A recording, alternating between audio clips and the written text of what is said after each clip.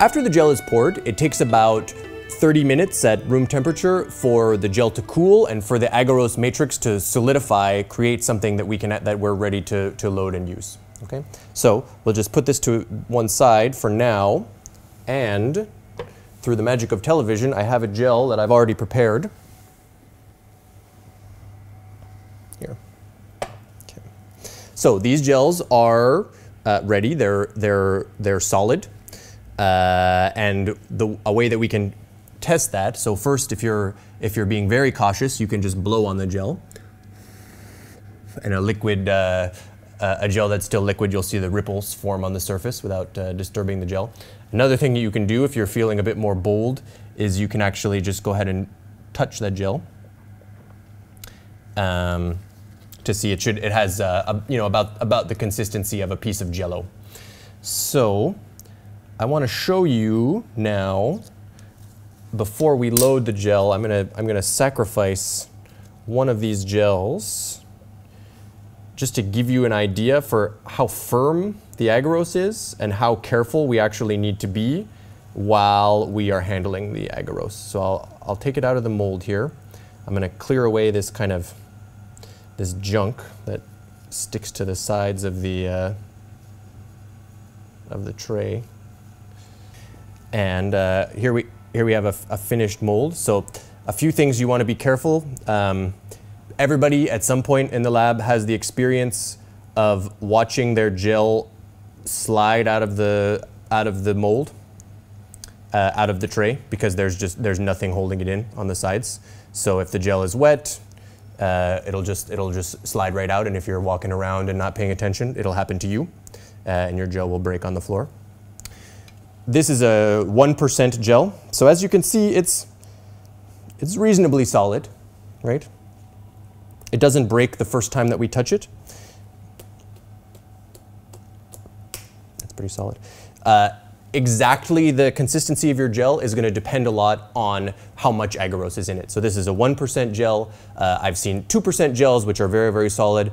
You can go down to as low as 0.8%, which makes a very flimsy gel. Lower than that, the gel is probably too soft to use.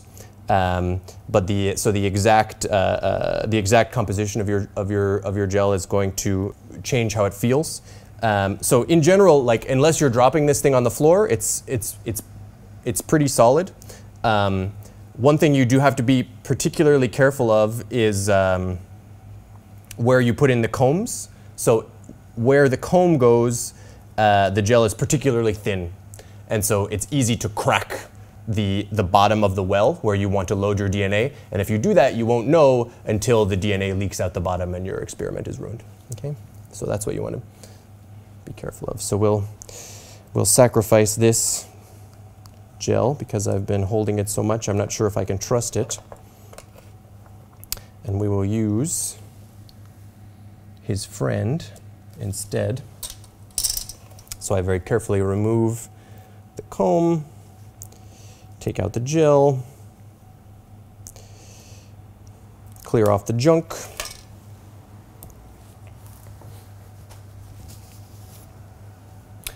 and then load it into the electrophoresis cell. Okay. So this is the device that we use to actually apply the electrical current to the DNA molecules to pull them through the gel.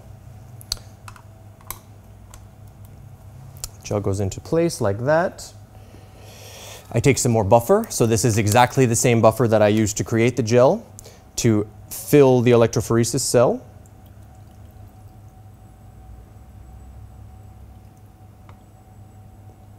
Until the gel is covered.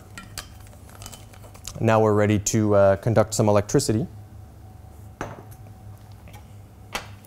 And then we've got to physically load our DNA samples into the wells that we created with the comb to start the gel, right? So I've got some DNA samples that I prepared earlier that we can use for that, and I'm going to use a little trick for preparing the samples to load, which is I'll cut a piece of parafilm like this and lay it out on the bench parafilm side up. So this is a place where I can mix very small volumes of liquid without having to use tubes, right? Just because using tubes can be a bit of a pain. You always lose a little bit of liquid on the sides of the tubes, and also it's more difficult to see inside the tube. So if I do the mixture like this, you'll be able to see it. To add a DNA sample to the gel, the first thing that we need is what's called loading dye. Where's my loading dye? Here it is. So this is a 6X loading dye. It contains glycerol. Glycerol is heavier than water and more viscous. And that means when we mix our DNA samples with glycerol, they will sink down to the bottom of the well rather than just floating away and dissolving into the buffer that we prepared. The loading dye also contains EDTA, which we know stabilizes DNA. And it also contains these dyes, bromophenol blue, and I forget the name of the other one, that will migrate down the gel when we apply an electrical current, and basically that allows us to estimate how long the gel has been running and to see that the electrical current is working, right? So a common misconception is to think that the bromophenol blue dye stains the DNA directly, but it doesn't. It migrates independently of the DNA. We're using the CyberSafe to stain the DNA, which you won't be able to see with your eyes. We'll have to use fluorescence to see that later. So the dye is supplied at 6X concentration, which means that you need a minimum of 1 part of dye mixed with 5 parts of DNA.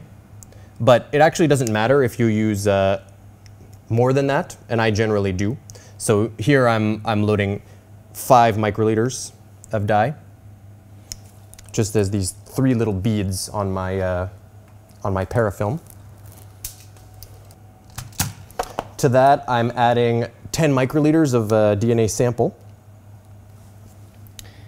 And by pipetting up and down on the parafilm, I can mix the DNA sample completely with the loading dye.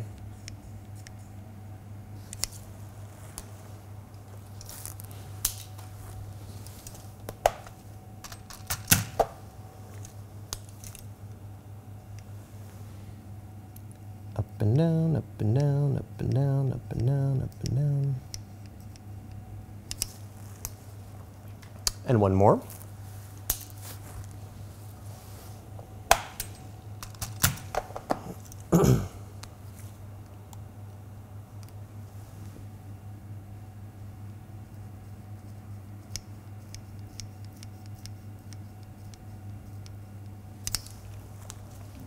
That makes 5 microliters of dye, 10 microliters of DNA, 15 microliters total. This is ready to load on the gel, which brings us to what is definitely the most difficult part of this protocol, which is physically getting the DNA into these tiny little wells. The truth is, this actually takes some practice. So unlike most things in the lab, this requires a tiny bit of dexterity to do correctly. So I take my 15 microliters of sample, and so importantly, I'm manipulating the pipette tip so that the sample comes all the way to the end of the tip, right? So I'm not leaving a drop at the end, and I'm also not leaving an air gap at the end of the tip, because if you leave an air gap, that means you'll pipette some air into the well, and that will scatter your DNA. You'll lose some if you do it that way. Okay.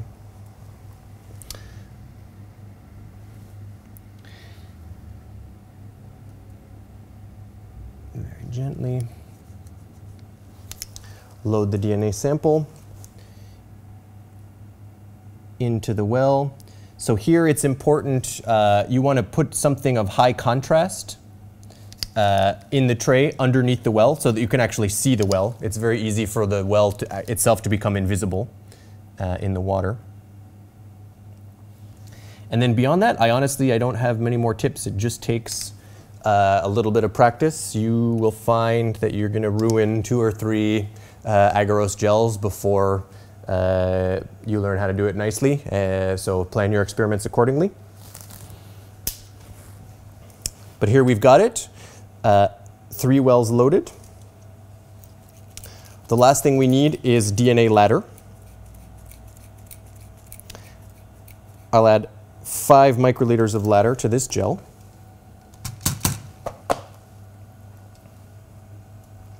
DNA ladder is a collection of DNA fragments of standard known sizes that we can compare to our DNA fragments in order to estimate the size. I'll add the ladder twice, once on the left-hand side and once on the right.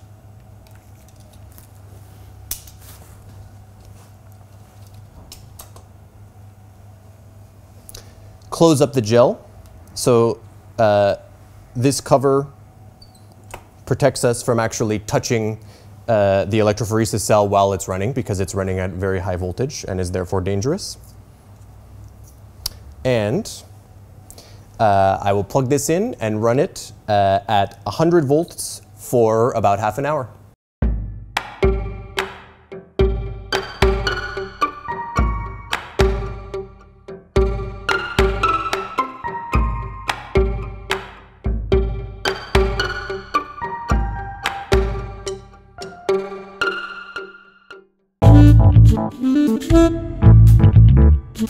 Thank you.